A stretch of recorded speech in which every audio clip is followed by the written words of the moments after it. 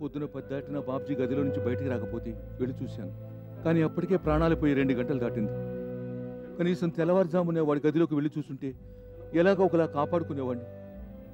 Uncle వస్తారా? పదండి.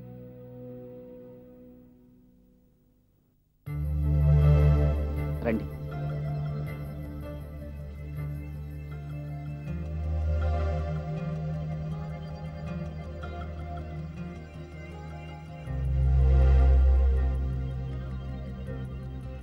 Uncle please.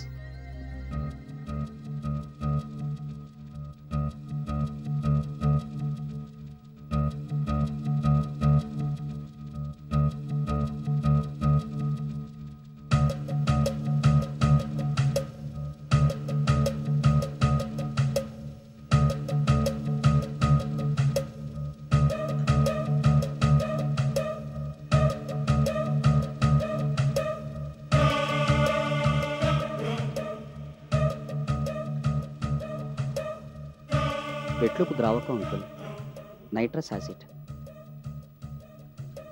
ఈ గదిలో మన మచ్చికి క్షుద్రశక్తులేవి రాకుండా ఉండటానికి అలా పెట్టాలి.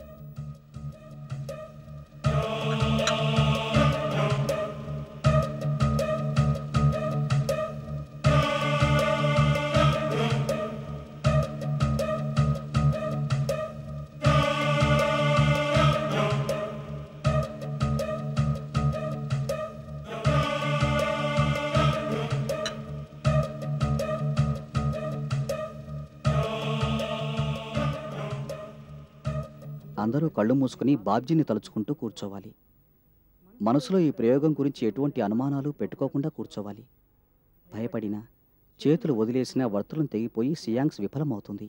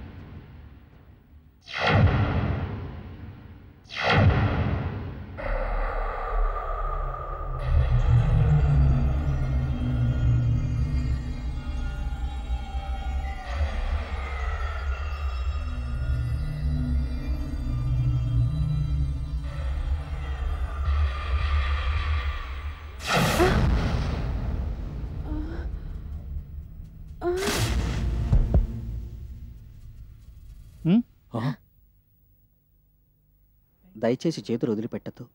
సియాంగ్స్ ఫలించింది. బాబ్జీ వచ్చావా? బాబ్జీ నాతో మాట్లాడాలనుకుంటున్నావా? అవును. నాతో మాట్లాడాల్సిందేముంది? నీతోనే మాట్లాడాలి. నేనెలా చనిపోయానో నీకు చెప్పాలి. ఆ విషయం నాకు కాదు, మీ అమ్మా నాన్నలకు చెప్పాలి. నువ్వు ఆత్మహత్య ఎందుకు చేసుకున్నావు అని మదనపడుతున్నారు వాళ్ళిద్దరూ.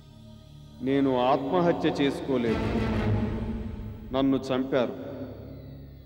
ఈ విషయం నీకు చెప్పడం అవసరం. నన్ను చంపిన దుర్మార్గుల జాడ తెలుసుకుని వాళ్లకు శిక్ష పడేట్టు చేసే సత్తా నాకు తెలిసి నీకొక్కడికే ఉంది. వాళ్లను నువ్వైతే ఇట్టే గుర్తుపట్టి వాళ్ళ ఆట కట్టించగలవు. నిన్నెవరు చంపారు? ఏం జరిగింది అసలు? నెల రోజుల క్రితం నేను ఆదిలాబాద్కు వెళ్ళాను.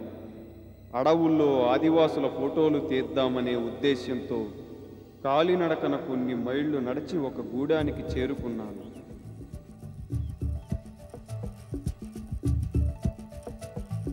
ప్రకృతికి ఎంతో దగ్గరగా ఉన్న ఆ గూడెం చూడముచ్చటగా ఉంది. ఆ గూడెం స్త్రీలు తమ పనుల్లో నిమగ్నమై ఉంటే వాళ్ళ పిల్లలు కేరింతలు కొడుతూ ఆడుకుంటున్నారు.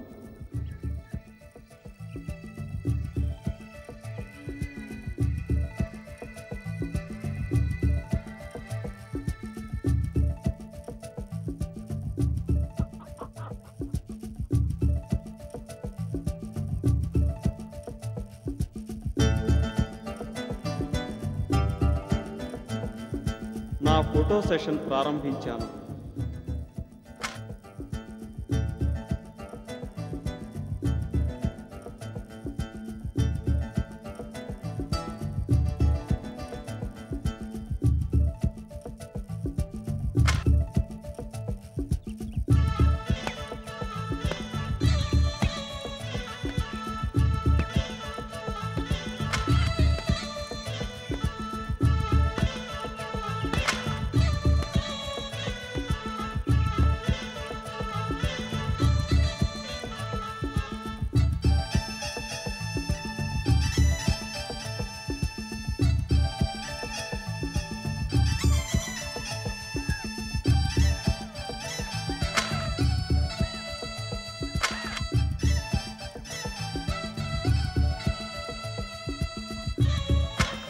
నేను అలా ఫోటోలు తీస్తుంటే గుడిసెల్లోంచి కొందరు ఆడవాళ్ళు బయటికి వచ్చి ఏం చేస్తున్నావని నన్ను ఆపారు.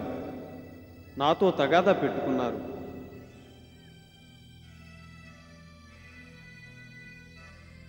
వాళ్ళకి సర్ది చెప్పాను నేను.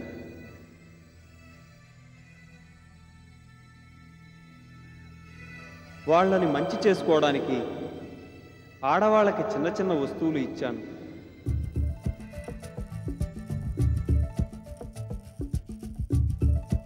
పిల్లలకి చాక్లెట్లు పంచిపెట్టాను.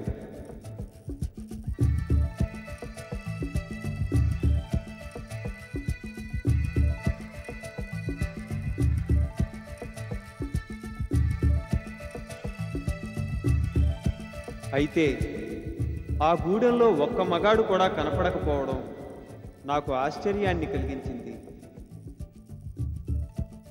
ఆ విషయం అడిగితే వాళ్ళు ముందు మాట దాటేశారు.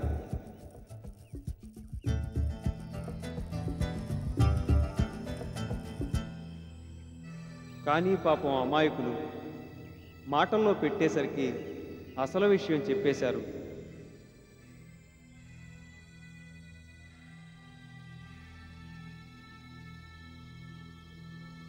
గత కొన్ని వారాలుగా వాళ్ళ మగవాళ్ళెవరూ గూడెంలో ఉండటం లేదని చెప్పారు వాళ్ళు. ఏదో పెద్ద భవనం కట్టడానికని ఆ గూడెంలోని మగవాళ్ళనందరినీ ఎవరో విచిత్రమైన వ్యక్తులు తీసుకెళ్ళిపోయారని, 2 రోజులకొకసారి ఆ వ్యక్తులు గూడానికి వచ్చి అందరికీ మగవాళ్ళు సంపాదించి పంపిన డబ్బులు నూకలు ఇచ్చిపోతారని తెలిసింది. అక్కడి వాళ్ళంతా ఎందుకో నల్లబట్టలు వేసుకుని వచ్చేవాళ్ళంటే భయపడుతున్నట్టు అనిపించింది నాకు.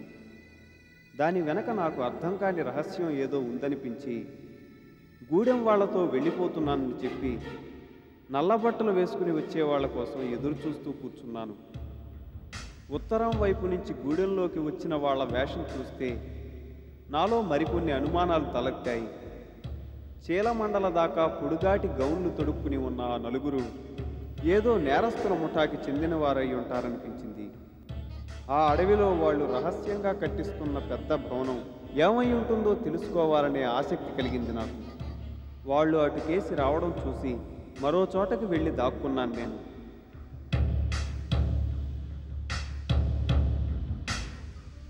గూడెంలో ఆడవాళ్లకు డబ్బులు ముట్టజెప్పి ఆ నలుగురు ఆగంతకులు తిరిగి వచ్చేదాకా అక్కడే పొంచి కూర్చున్నాను నేను.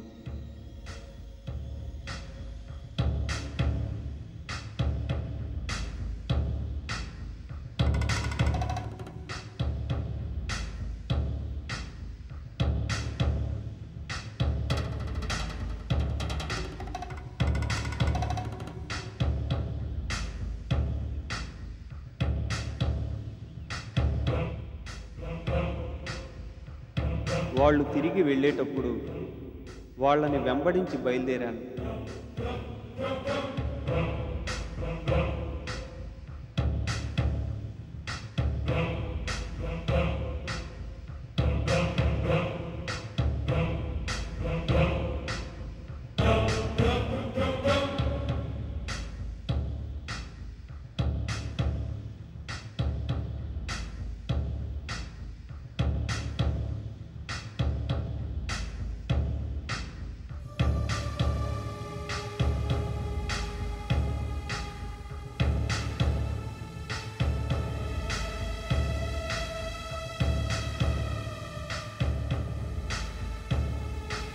అలా కొన్ని మైళ్ళు నడిచాను. అడవిలో నేను ఎప్పుడూ చూడని దారిలో బాగా లోపలికి వెళ్ళిపోయాం. వాళ్ళ రహస్యం ఏమిటో తెలుసుకోవాలనే ధ్యాసలో మళ్ళీ ఆ అడవిలోంచి ఎలా బయటపడతానో కూడా ఆలోచించుకోలేదు నేను.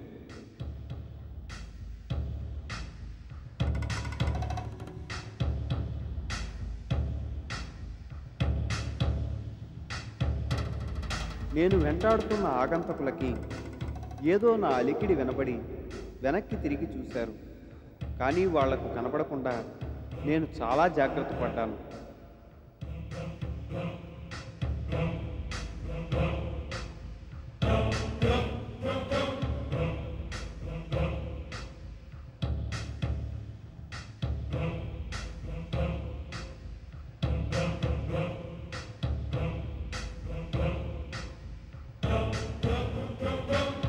అలా ఎన్నో మైళ్ళు నడిచాక ఒక విచిత్రమైన కట్టడం దగ్గరికి చేరుకున్నాం.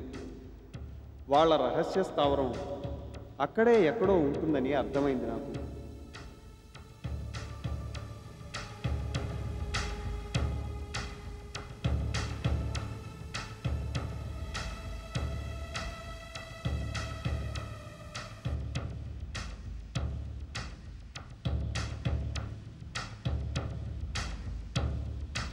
మెట్లు దిగి ఆ ఆగంతకులు అలా వెళ్ళగానే నేను కూడా ముందుకు నడిచాను.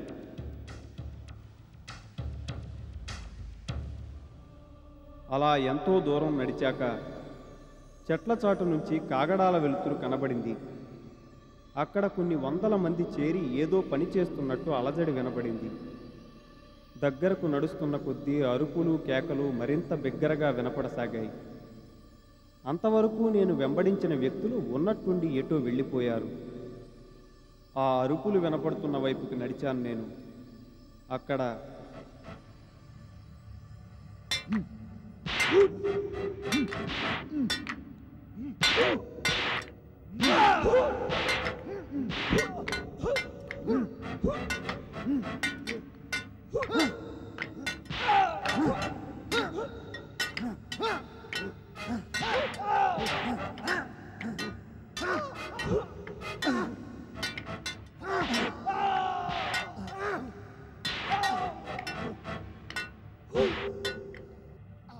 కొంతమంది గూడెం మగవాళ్ళని దారుణంగా కొరడాలతో కొడుతూ హింసిస్తూ పనులు చేయిస్తున్నారు దుర్మార్గులు కొందరు. రహస్యంగా నిలబడి వాళ్ళ ఫోటోలు తీయసాగాను నేను.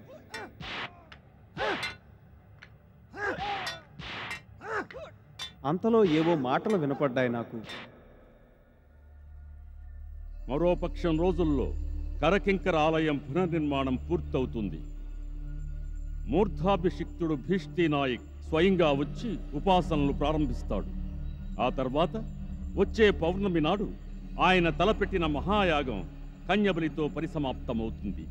కరకింకర 121 సంవత్సరాల గడువు తీరక ముందే వేళకాని వేళ మేల్కొంటే ఏం జరుగుతుందో మీ అందరికీ తెలుసు. 2 సంవత్సరాల పాటు మహావిప్లవం చెలరేగి యావత్ ప్రపంచం కరకింకర ఏకఛత్రాధిపత్యం నెలకొంటుంది. అందుకే ఎక్కడా ఎటువంటి పొరపాటు జరగకూడదు. ఆ కన్యను జాగ్రత్తగా కనిపెట్టి ఉండండి. ఆదేశాలు అందగానే బంధించి ఆలయానికి తీసుకురండి.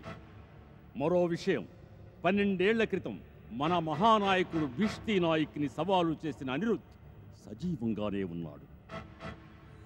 భీష్టి నాయక్ ఇష్టసఖి శిఖామణి అండదండలు ఆ అనిరుద్ధికి ఉండబట్టి భక్తులు వాడిని వధించలేదు. పైగా మహావిప్లవానికే అడ్డు నిలవాలనే ప్రయత్నంలో వాడి శక్తులే హరించుకుని పోయాయి కాబట్టి వాడిని ఇన్నాళ్ళు పట్టించుకోలేదు. కానీ మళ్ళీ వాడు శక్తిమంతుడవుతున్నాడని, సూక్ష్మమండల వాసులతో మైత్రి ఏర్పరచుకోబోతున్నాడని వార్తందింది. అంతేకాదు, మహమ్మారి కరకింకరకు మనం సమర్పించాలనుకుంటున్న కన్య సామాన్య కన్య కాదు, మానవేతర ఆత్మగల కన్య. ఆది భౌతిక గంధర్వలోకం నుంచి ఈ అనిరుద్ధినే వెతుక్కుంటూ వచ్చింది. అతని కోసమే అన్వేషిస్తోంది. వారిద్దరూ ఎట్టి పరిస్థితుల్లోనూ కలవరాదు. ఇది మూర్ధాభిషిక్తుడి ఆజ్ఞ. ఆ కన్యను కలవకముందే, ఆమెను గుర్తుపట్టకముందే వాడు అంతం కావాలి. అప్పుడు ఆ మాటలు చాలా వరకు నాకు అర్థం కాలేదు. వాళ్ళు ఎవరి గురించి మాట్లాడుకుంటున్నారో కూడా తెలీదు. అయినా వాళ్ళేదో ఘాతుకం తలపెట్టారనిపించి వాళ్ళ ఫోటోలు తీసి పోలీసులకు అప్పచెప్దాం అనుకున్నాను.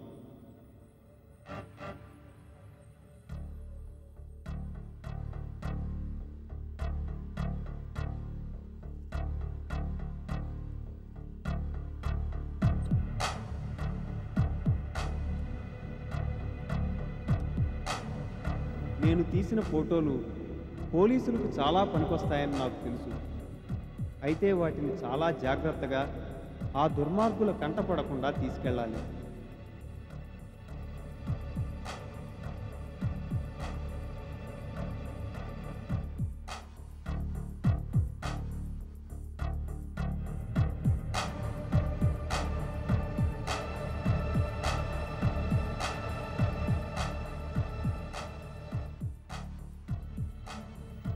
అందుకే ఫోటో రోల్ తీసి నా స్పోర్ట్స్ షూలో దాచాను.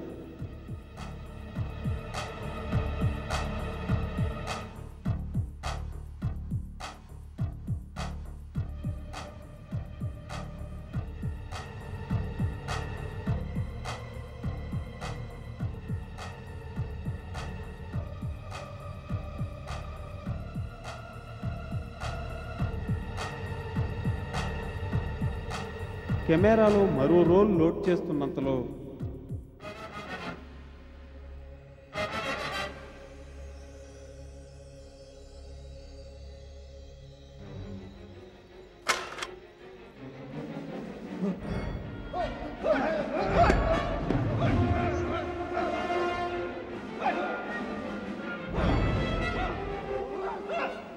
వాళ్ళ నాయకుడి దగ్గరికి తీసుకెళ్లారు. నన్ను సోదా చేశారు. నా కెమెరా లాక్కున్నారు. అతని కళ్ళల్లో ఏదో వింత శక్తి ఉంది. అతను అలా చూస్తుంటే హిప్నటైజ్ అయినట్టు నిలబడిపోయాను నేను.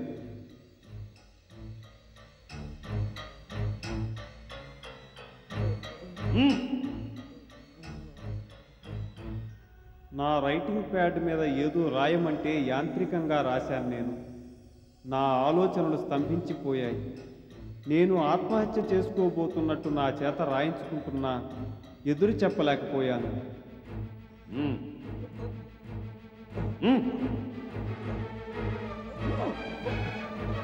బలవంతంగా నా చేత ఘాటైన ద్రావకం ఒకటి తాగించారు. దాంతోపాటు కొన్ని మాత్రలు కూడా నా నోట్లో పడేశారు. ఆ మాంత్రికుడు తన మంత్రదండాన్ని నా తల మీద పెట్టాడు. నాకంతవరకే గుర్తుంది.